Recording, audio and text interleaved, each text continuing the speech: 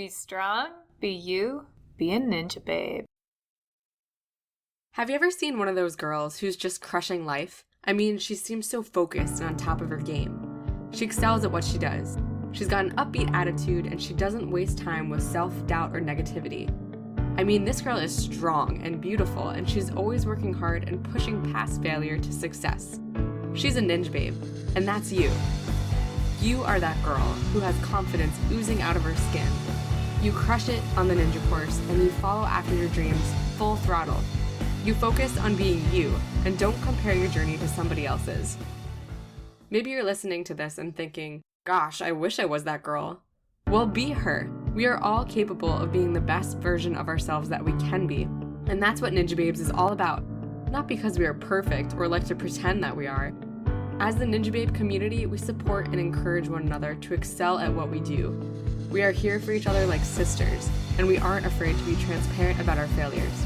It's about being willing to be yourself and inspire others to do the same and be strong in their own journeys. I'm here today with Sarah Schoback, Ninja of the North. Woo-hoo. And guess where we're sitting? Inside of Obstacle Academy. Hey, everybody. Excuse me while I stop you for a minute. Before we go any further, I have to share a little secret with you. So next week is Halloween, right? Well, I've got a little trick-or-treat for you. So, truth is, this interview was recorded back in May, right after American Ninja Warrior Minneapolis qualifying and city finals was filmed. It's now October. What is going on with this audio, and why have I been sitting on it for so long? Well, the answer is that I thought, trick on me, that this audio was corrupt and I could not retrieve the files to edit it, and I thought it was lost forever. Lo and behold, a few days ago, I figured out how to retrieve the audio and save the files and was able to go ahead and edit. So the trick is that I thought it was gone forever, and now you're listening to audio from a long time ago, but the treat is that you get to go back in time with me and enjoy this gold mine of interview goodness, and the wonderful stories of Sarah Schoback will not be lost forever. So enjoy this interview, and just keep in mind that this happened months ago in May, but everything that she has to say is still extremely relevant. Just don't be confused by some of the lapse in time, because no, it's not May. And no, we did not just finish Minneapolis filming. Oh, and there's one more treat for you. So I actually will be back in Minneapolis very, very soon in October, not speaking for May here. October 26th, I come back to Minneapolis. I'll be teaching some workshops, the 27th, 28th, and November 2nd. Sarah and I will talk about that later on in the episode, but just mark your calendars if you're in the Twin Cities area. I can't wait to meet you and have some fun. All right, continue. Hey, everybody. How are you doing? I'm doing great. So yeah. Great. I'm excited to have you on the show. I'm excited to be here. Definitely like listening to the podcast myself, so it's kind of fun to be a part of it. Yeah, dude. My first NNL, not my first NNL ever, but my first NNL that I qualified was here at Obstacle Academy in season 2. So it feels like really happy to be back, and I'm excited to now have you on the podcast. So yeah. So before we start off, I need to ask you an important question. Yes. What's been your high point, low point of today? So I like to play this game with like best thing that happened today and maybe like the not so best thing that happened today. High point, low point. So the best thing that happened to me today is I got a call saying that I get to do the first pitch at the Twins game on Thursday. So I'm pretty psyched about that. That's very exciting. Low point, I guess that my day kind of started really early because I'm still in a bad state of sleep from the A&W filming. So yes. Low point is no sleep. Team no sleep. I think everyone is at at that point. Yeah. Definitely. We kind of like live in this state of no sleep, which I should be used to it. I'm a parent. I get like maybe 5 hours of sleep a night. So. Yeah, what's worse, being up all day and A&W filming or parenting? Like, all night parenting. You know what I mean? Honestly, I think what people don't realize all the time when you are a mom or a parent, I guess, any parent, that you have kids, when you do this filming and you film overnight, your day begins when your kids wake up again. So Oh, no. I slept about 2 hours after filming before mom duties came into play. And so, yeah, you definitely, it's a little bit different when you have kids. Yeah, mom duties are real. Yeah. Yep. So, wow. I didn't even think about that. There's probably a lot of things that I don't think about. But Yeah. that was one of them. Yeah, So, when you don't have kids, you don't, I mean, you wouldn't. Why would Yeah. you think about, oh, yeah, someone might have to wake up with their kids when they do and feed them? Yeah. You mean your kids don't just like sleep till when you want them to? Yeah. Well, and I think that's a big difference is like, some parents, they have older kids. So, they can kind of take care of themselves so much so you can still get some. My kids are still so young that I have to do everything. How old are your kids? 5.5 and 4. Oh.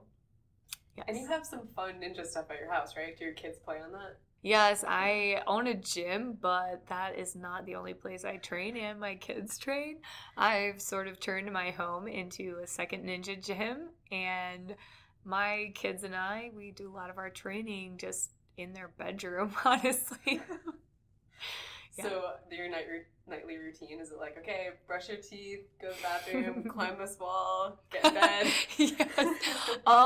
My daughter, my 5.5-year-old Briella, she is a hardcore trainer. So every day before she will do her schoolwork, she has these little ninja drills that she likes to do, and she likes to work on her agility and her jumping, and then we have a little setup so she can work on some laches. Wow. And so she'll sit there and like Awesome. swing and do that for like an hour and a half every day.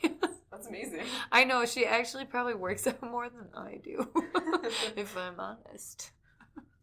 That's cool. Probably why I only get about 2 more years before she's going to pass me up ability-wise. Wow. That's like really cool to think about, though. That must be, Yeah. You must be proud. Yeah.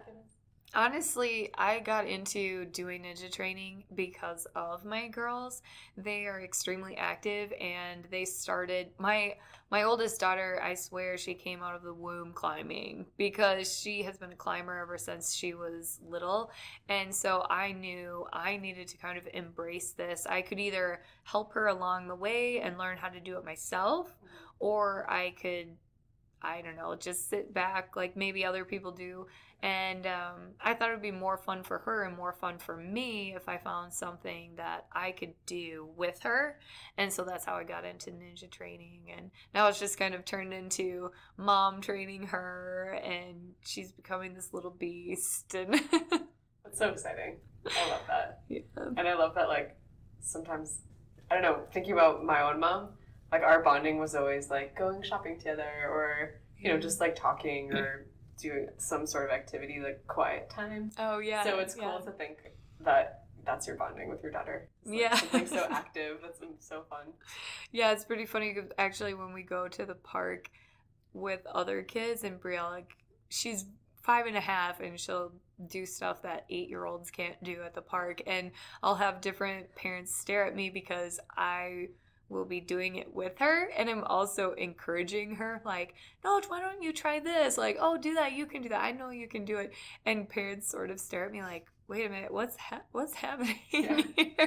But then they see what she can do, and they see that I'm doing it too. It's sort of this unique thing that not a lot of kids get, and I don't know, it's just a fun bonding thing for me and my girls. And one of the things that I really wanted my girls and other people, I think last year when I was on the show, one of the things that I said on there is it's really hard for women and girls in general to see that beauty in being strong.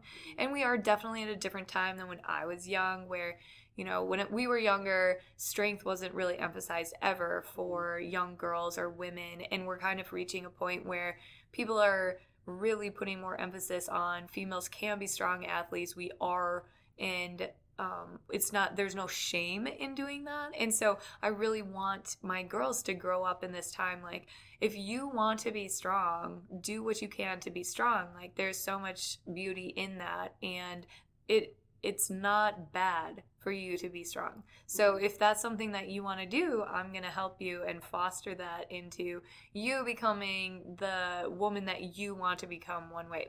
If my other daughter, or even Briella decides one day that this isn't something they want to do, and maybe they don't want to go into the fitness side of things, that's perfectly fine too. But I don't want them to be held back by other people saying that she shouldn't be strong.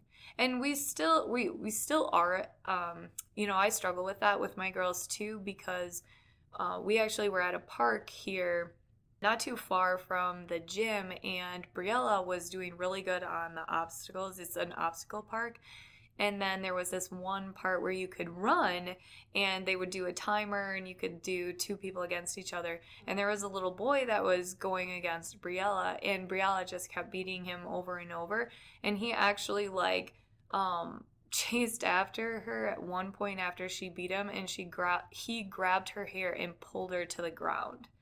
And because he did not want to lose to a girl, and just sort of this, we still have a far way to go with some of this stuff, and sort of letting even young boys from 5, or I think this little boy happened to be around 7 years old, but a 7-year-old to know, it's okay for girls to be strong, and it doesn't reflect bad on him as an athlete. She's just a good athlete, and that is okay. You don't take that out and try to tear her down and make her feel bad about being strong and maybe being stronger than you. And so it's something, conversations that we have to have with our 5.5-year-old to help her know, that kid didn't maybe handle that in the best way. Don't let that stop you from continuing to want to be strong and to push and reach your goals. And it's something that I didn't really, I didn't think I would have to deal with some of that stuff just based on kind of the time we're growing up in now, or they're growing up, but it's still there. And so I think being a strong female myself and being that role model in it's okay to be strong, that will help my girls and hopefully even help other girls see that that's okay, and don't let situations like that hold you back from wanting to continue to reach your goals. Absolutely. Yeah, I totally support the same mindset, obviously, with Ninjababes and everything that's going on. But it's so crazy how that stereotype is so ingrained in kids at such a young age, girls and boys. Just that girls do this and boys do that, or just the imbalance in strength. But I know for me, growing up, I have 2 older brothers, and so I always wanted to do what they were doing, climbing trees, being outside, being rough and tumble outside. But not to say anything negative against my parents, but my dad has a construction business, and so growing up, it was always totally normal for my brothers to go work with my dad all summer long, and that they did all that stuff. And I wanted to so bad because I looked up to my brothers, looked up to my dad, but I was always told no, why? Why would you do that? And it was just, I remember even as a high school student thinking I know I'm a girl, but I could do simpler things. I think I so much also wanted to learn about the craftsmanship of what my dad was doing and all that. So I remember always feeling at a disadvantage because I was a girl. And I always also I was very skinny naturally growing up. And I would always, when I met people, it would always be oh, this is Cara, and their response would always be oh, you're so pretty, you're so skinny. And so from a very young age, I had that ingrained in my brain, oh, I'm beautiful because I'm thin. If I ever gain weight, I'm going to be ugly. Or my self-worth is gone. And so I remember carrying that mindset into high school, and then going into college. When I graduated senior year of high school, I had a very real fear of gaining the freshman 15. Because I was if I gain any weight, that's it. I'm worthless. And it sounds so extreme, but that's really where my brain was at. So then once I started going to the gym and learning about strength training, and then it was way years later that I started Ninja, but even when I started strength training, being able to gain muscle was bizarre because I had tried for so long to be as skinny as I could.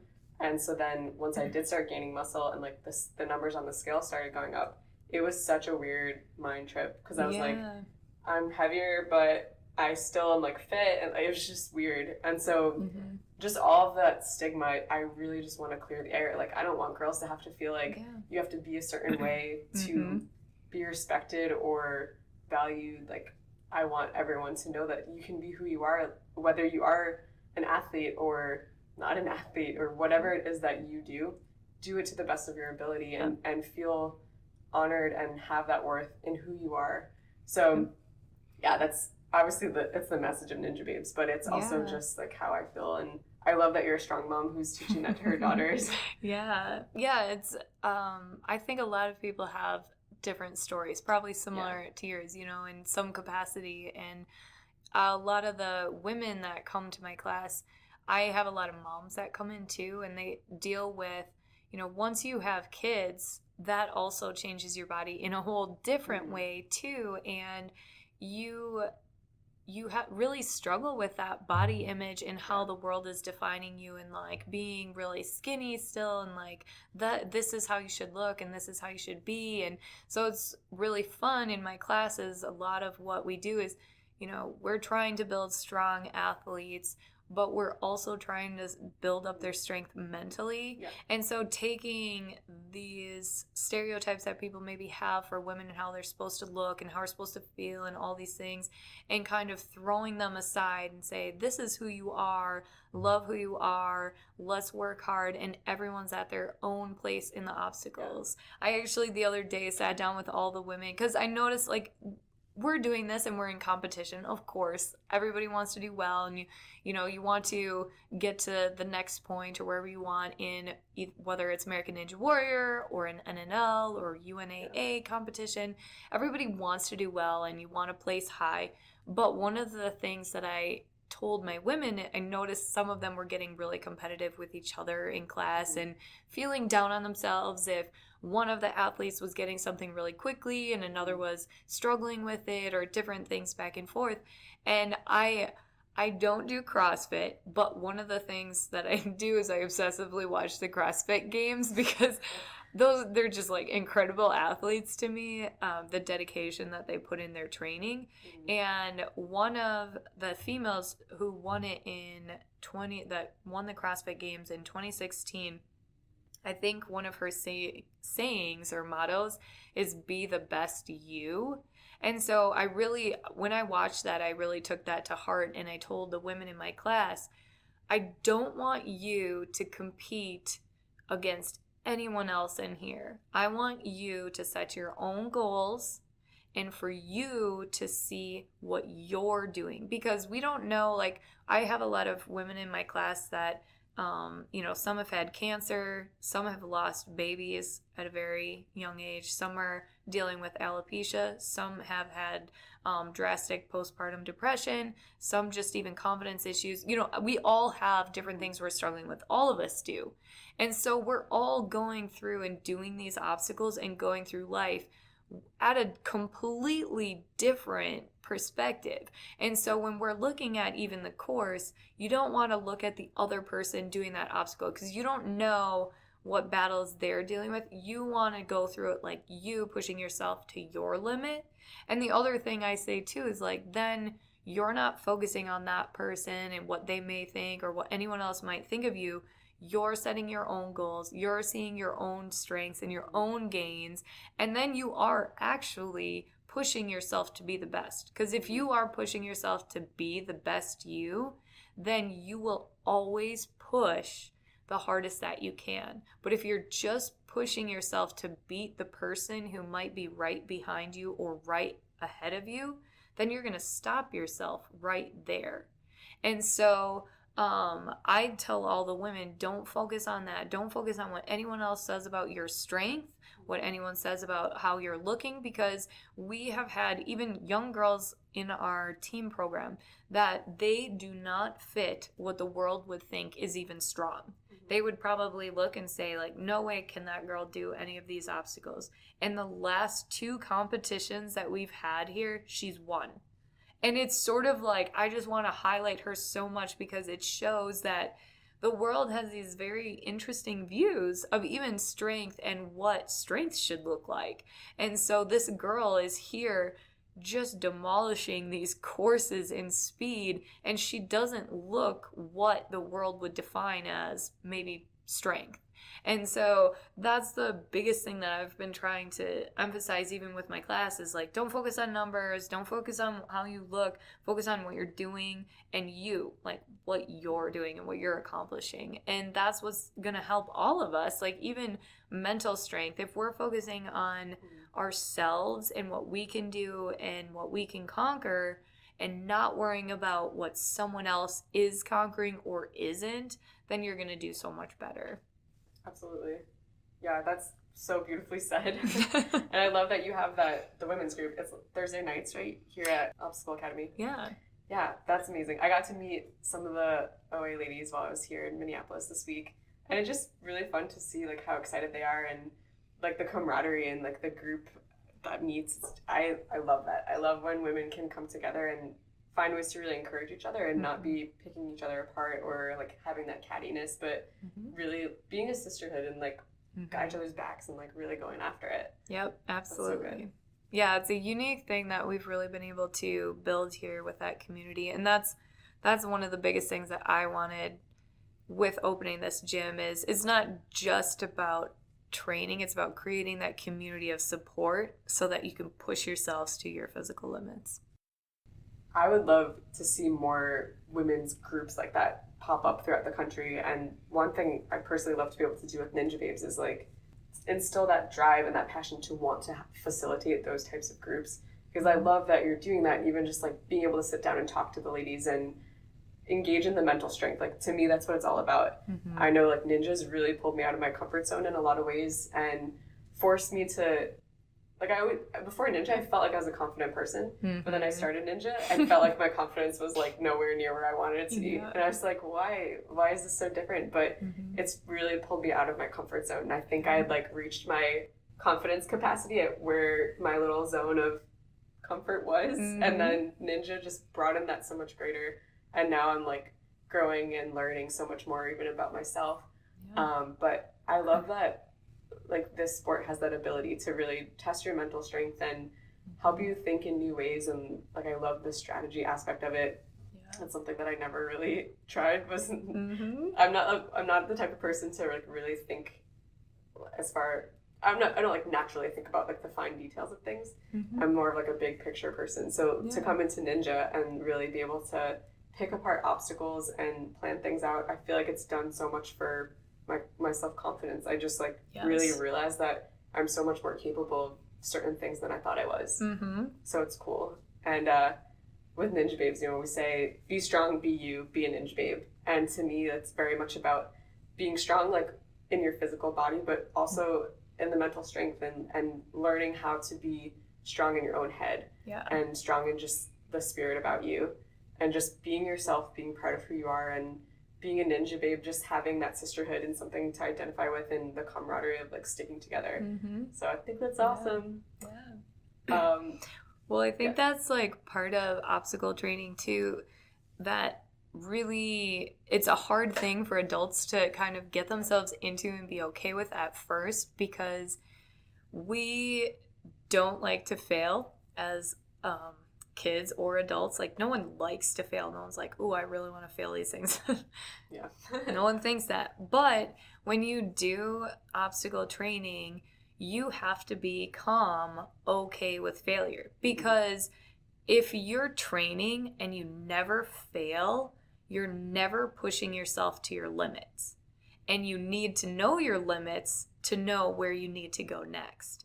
And so you have to be okay with finding that limit and not stopping at where you're just like good. For instance, laches. You know, no one's going to know how far they can actually swing until they push themselves till they don't get it. And then when they don't get it, you don't stop and you don't give up on that point. Then you found your next goal. So then you can push yourself to get it and then find your next limit and keep pushing yourself to each step further. And it's one of the things that several of the women in my class have actually said. They have been terrified of failures and of failing, and not in this, just in general. And they normally don't try things they know they can't get until they started to come and do obstacle training, because they realized they're not maybe going to get everything on their first try, and they have to push themselves to that point to get stronger and get better. And it's getting over that mental side of being okay with failure. And again, you don't want to fail all the time, but you will not know your limit and know where to push yourself if you don't have that failure somewhere. And so a lot of doing this training in a lot of the classes is mentally preparing yourself just for that side. No one's judging you. If you miss that lache, if you miss that ring, or you're doing a crazy move and you fall, no one's judging you on that. They're seeing you push your limits. And then when they see you continue to try and then see you get it, they see the process of success. And I think that's really important for kids and adults to see, like, it takes hard work to get to this point, and failure is a part of it. And you need to know your limits so you can push to conquer them.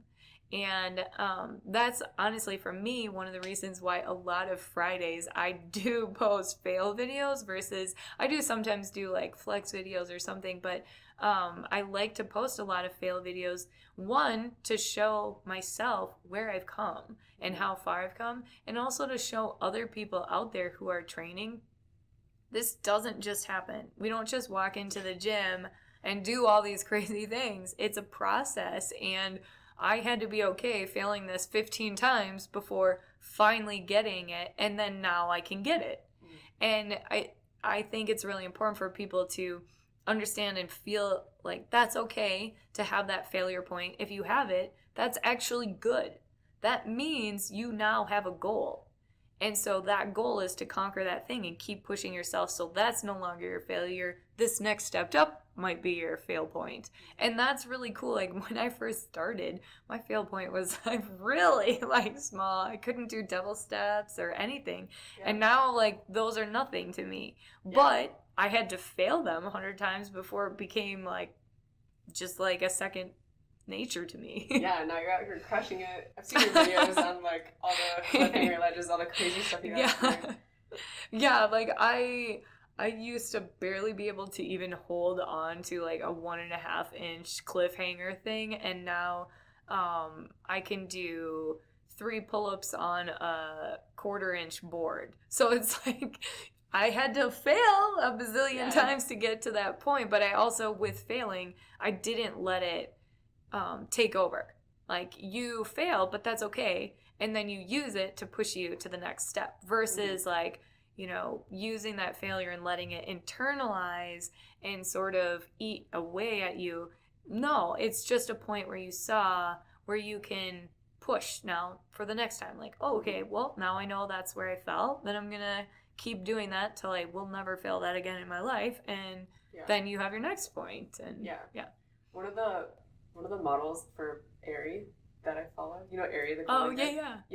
One of the girls that I really look up to, because she talks a lot about like self-care and self-love and whatnot, but she always talks about failing forward. And I think it just makes so much sense, and it's exactly what we're talking about, just being comfortable with failure. And that was huge for me, because I've dealt with a lot of failure in other areas of my life that just made me feel like I'm going to be good, but I'm never going to be great. Yeah. And I had to get out of that mentality, and ninjas definitely helped me with that.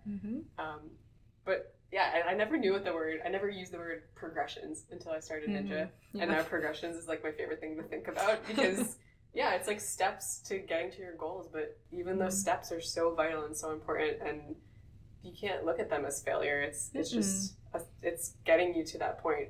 So even if it feels like a fail, like you're failing with a purpose, you're getting somewhere still. Yeah, absolutely. Yeah.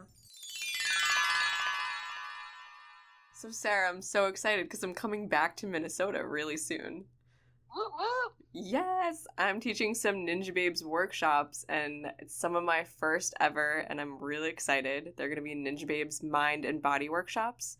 So they're not just focusing on ninja obstacles, but actually the mind and the mental strategy and everything that's going on in your head when you're doing ninja. Yeah, Yeah, we're really excited to have you. I think that's like a good pairing with us because on our Thursday night class, we really like to help strengthen the women, not only physically, but also mentally. And so I think this is kind of a perfect pairing, having you come here and be able to dedicate some time with the women, focusing on themselves and the mental side of things. And yeah, I think it's going to be such a great opportunity.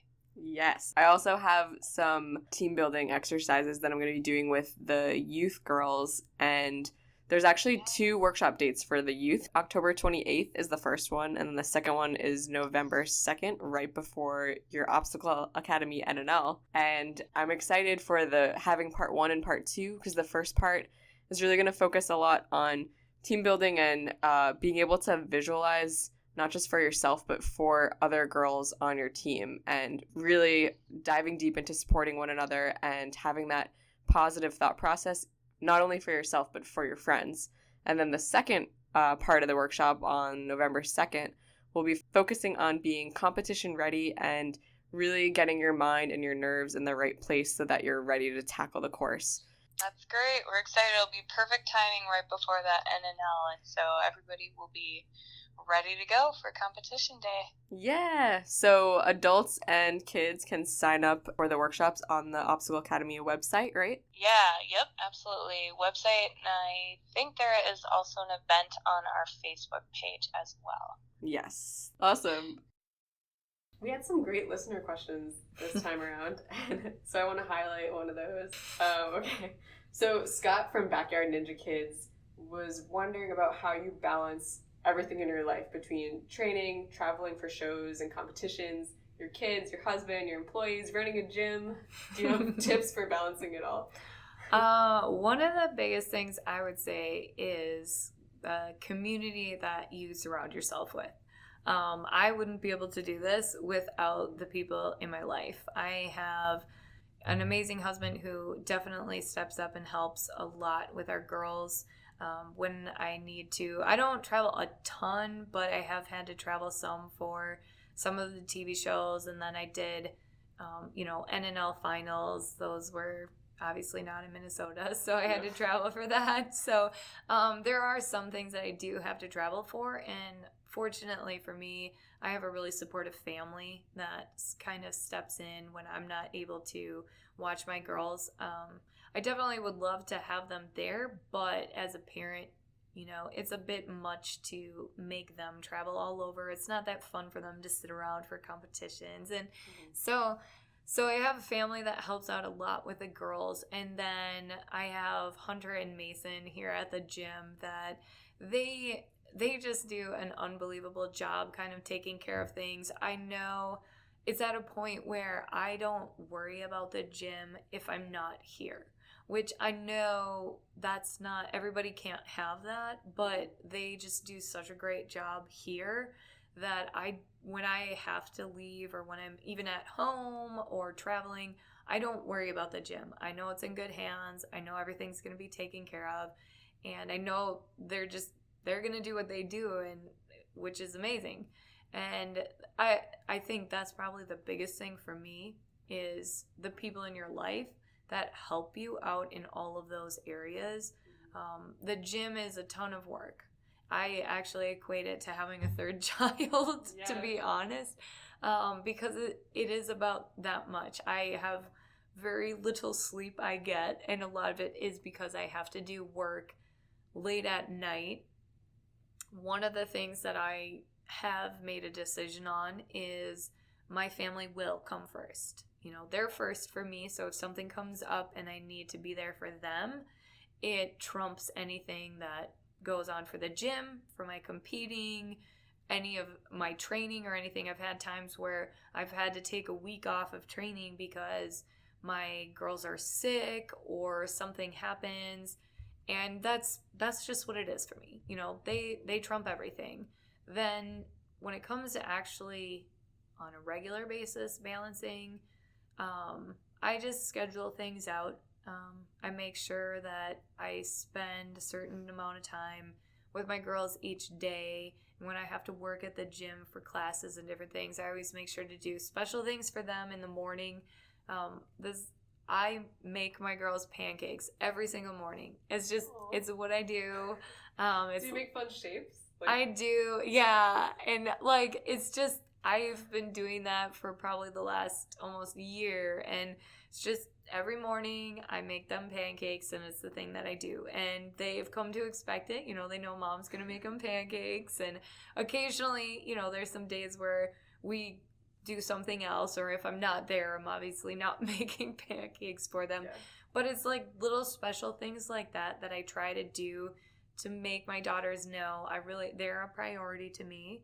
And it's a simple, small thing that I can do in the morning before they go to school, and then before I go off to the gym to do my training. And I try to do things like that so my girls always know I'm thinking about them, even when I'm away. And then when I'm here, I really do try to focus on what I'm doing here. You know, the people that I'm teaching and training in my classes, I want them to know that they're really important to me. And I really have tried to work hard on building the community side of things. And to do that, you really have to devote your time and attention to them. And I want them to know that the issues and things they're struggling with, that's important to me. Or the races that they do or competitions they do, that is important. It's a big deal for me. Like, I love their success, and I feel like when they fail something that they weren't expecting to, like, I feel that with them because I know how hard they've worked here. So I think it's just, I try to, wherever I'm at, I try to put my focus in that moment. And then when I get back home, it's back on full family. And then when my girls go to sleep, then it's full business. And that's just kind of how I've done things. I want my girls to know they take first priority. But then when I'm at the gym, like, I know they're in Dad's hands. So then the people here, you know, they get my attention, and I will listen to them and guide them through the obstacles, whether it's mental or physical. And it's kind of how I've been balancing things out.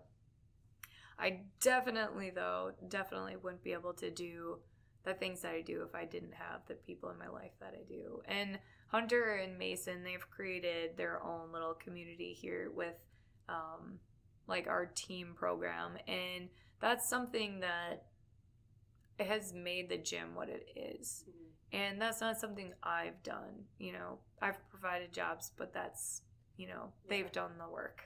Yeah, it's amazing when other people like take ownership and really can come alongside you. Yeah, and it's really cool to see what they've been able to do here. And I think even the changes for them, they've really become huge role models for the kids here.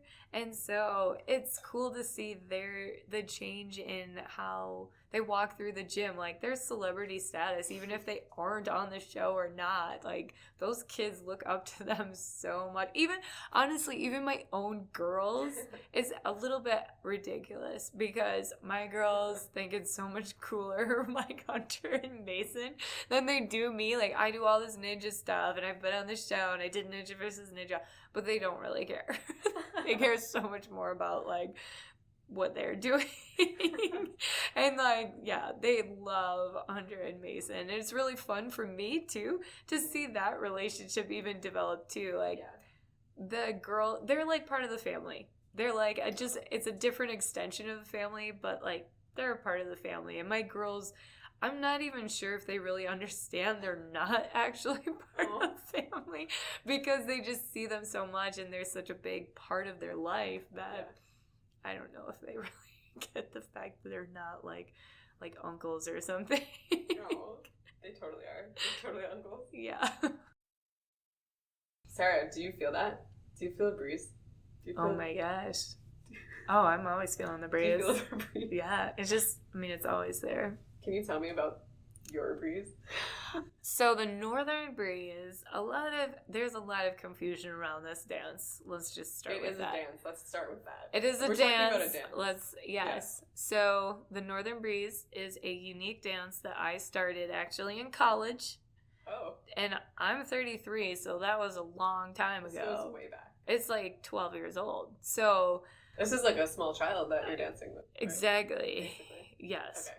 So I created it because I love dancing and I'm like super weird with my dancing too. Like I do not do normal dance.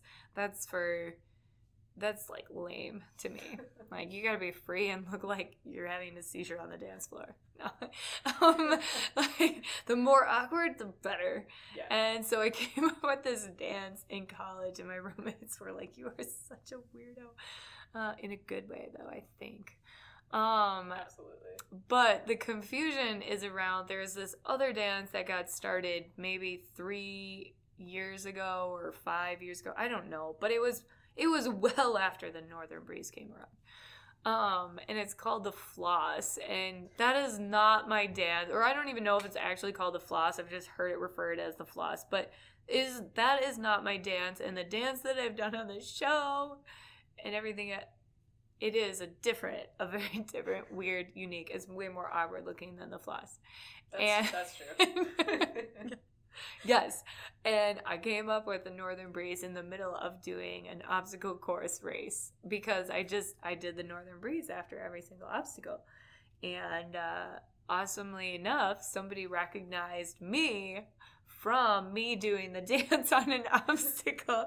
They were like, wait a minute, haven't I seen that somewhere? Oh yeah, you were on American Ninja Warrior doing it. Yes, I was. And you were probably terrified by this weird dance. Ingrained in his memory. That's why he recognized you. What is she doing up there? That's what he was probably thinking. But it's just a fun, weird dance. I don't know. I do it. I actually do it before I compete. I did it before my qualifying run and before my finals run. And it was a weird dance I made up. And I said if I got on American Ninja Warrior, I'm going to do it. So I had to last year, and now it's just sort of followed me along the way. But it gets me out of my own mental, like, nerves and everything. Because as soon as I do that dance, I'm like, this is fun. This is a fun, we're going to have a good time with it. And it takes me, all the nerves are gone, and yeah. It's a weird thing, but I love it. I love it too. I'm really glad that you do that. Yeah, one of our questions from Taylor, Sweet Ninja Girl, was asking, like, how do you get through the mental fears? But yeah. Definitely, I feel like that's perfect. Like, any way that you can get your head out of, like, that tunnel of feeling terrified or feeling nervous or whatever you might be feeling that's negative, like, to pull yourself out of it. Mm-hmm. So your dance is just... It is, for sure.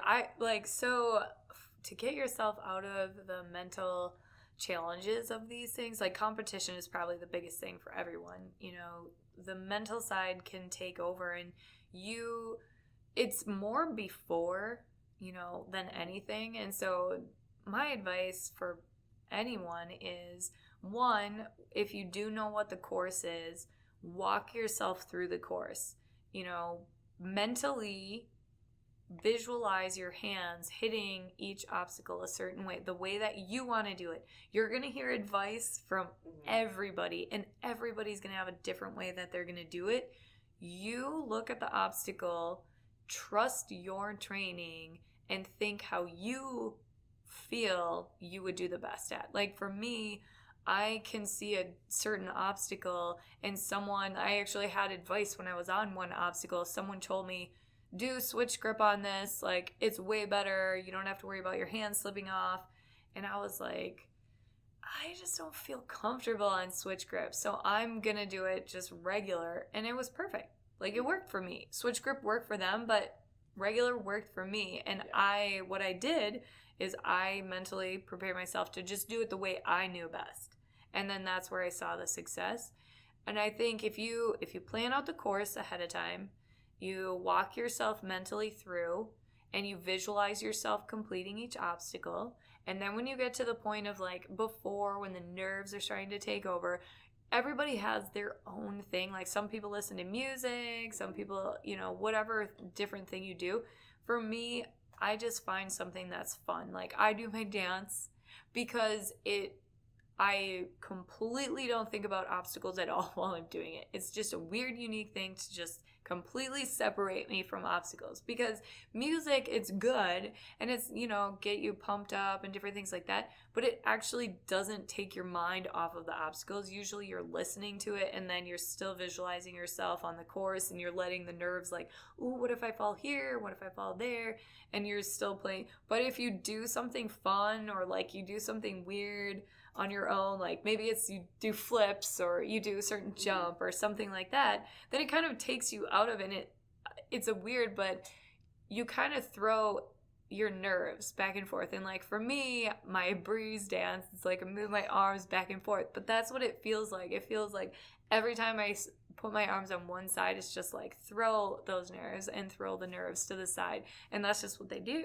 Yeah. And so I would give the advice of like, find something to you that's something fun you like to do that's outside of obstacle training, that's your unique thing, and something you can do right before you go to compete, because then that's gonna kind of brush those things off and like get you into like, okay, this is fun, this is why I'm doing it, and then go into doing the course. Totally.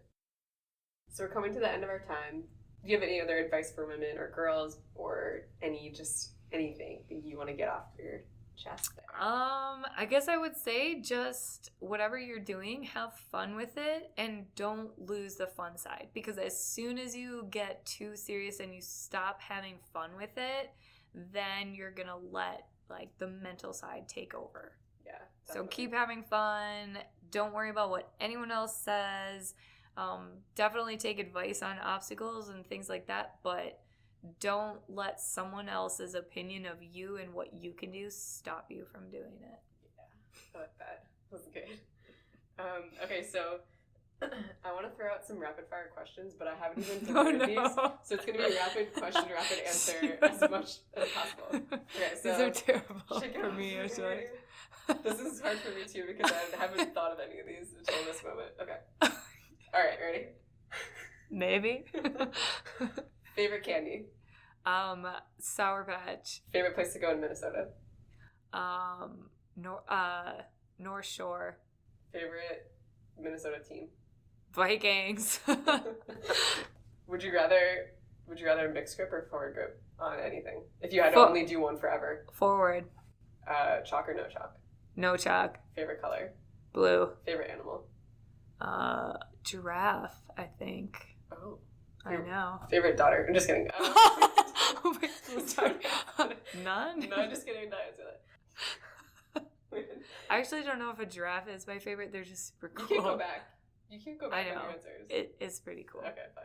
I was thinking about giraffes earlier, that's why. I do like giraffes, and I noticed that Kyle Soderman has those giraffes. Maybe secretly Kyle's brainwashed me into liking giraffes.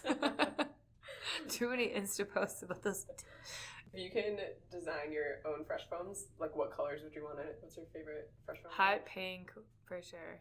And the soles on the bottom being hot pink? Oh yeah, for sure. What about the shoelaces? Like pink. Everything is I actually lied. My favorite color really isn't blue. It's pink.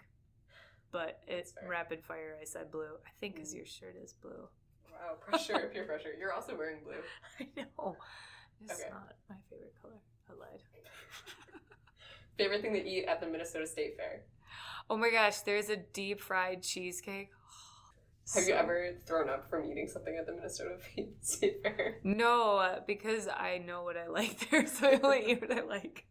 Have you ever gone to that milk stand where you could just get like refills on milk all day long? I did once, but I don't. What kind of milk did you get? Skim. I'm a skim. Wow. I know. It's practically water. Cow water. Who doesn't like cow water? Favorite obstacle? Favorite obstacle? In your gym. In my gym? The cliffhanger. Favorite coffee shop? Starbucks. Favorite Adeline memory? I don't have one. What happened when you cut her hair? Oh my gosh. My favorite Adeline memory is when I was playing with Briella, and then Adeline, she was really quiet in the kitchen, and all of a sudden I like walk in the kitchen and there's just like a pile of hair on the counter, and she has scissors in her hands and she's just like cutting her hair, and she looks at me and she's like, "Look, Mom, I'm so pretty." and she like had chopped off like so much hair. So I had to learn how to cut hair really quick. Otherwise, like terrible. Oh. And I discovered I'm super good at cutting hair. Wow, that's awesome. That child.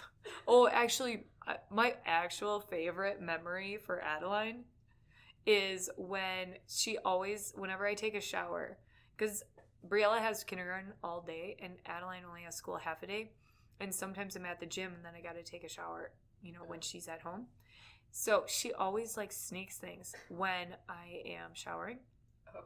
So I am done showering, come out, changed, and I find her in the kitchen with a chair pulled up by the stove, a pan on there, the eggs out, and like 4 cracked eggs in the stove, and she has a spatula, and she doesn't have the stove on, but she like clearly thought she did, and she's just stirring them around, and she's like, "Look, Mom, I'm making eggs." That's the cutest. Yep, you are. Do you want to actually make those now? Let me turn the stove on. I wonder how long she would have stayed there stirring. Probably a long time. That was probably my best, because I was like, what 4-year-old gets eggs out of the fridge and puts a pan like and actually cracks them like correctly and like makes their own scrambled eggs? Oh, I love that. I think eggs were the first thing I learned how to cook. I love eggs. That girl. Can you tell me about your tattoo?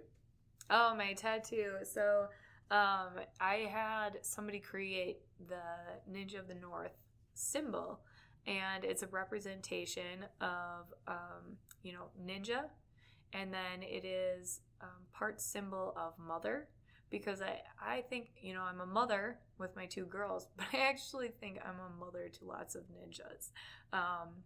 The 2 boys at my gym, Hunter and Mason, and Kyle for a while he was here, and then also a lot of the other ninjas that are here. I kind of take on this mother role. And then also the symbol for North. So it literally does mean Ninja of the North. And so, yeah. That's cool. Mm-hmm. You got it tattooed on your body. I did. My first tattoo. Oh. People said that now I'm probably going to get a lot, but I'm not going to go do like a crazy stick person tattoo like Hunter. Maybe. No. Maybe you should let Hunter design your next tattoo. That's an option in life. It is. The right one? Maybe. Let's ask Instagram. Should I let Hunter design my next tattoo? No. Well, Sarah, it's been a blast. Thank you so much for being on the Ninjababes podcast. Yes, super fun. I'm so happy to have you and feel so honored to be here in your home gym. Thanks. / this is just your home. Yes. Alright, thanks for listening. Don't forget to like and subscribe. All the things. Go on Instagram, go on Facebook, go on the YouTube channel, go on to this podcast. And subscribe to the Ninjababes podcast on iTunes or Google Play or wherever you listen to your podcast. Thanks, everybody. Be strong, be you, be a ninja babe. Crushed it. I crush everything I do. Is that your motto? Crush everything. That should be like your next shirt. Just be awesome, and that's all you have to do. Welcome to the Ninjababes podcast. I'm here today with Shara Schoback.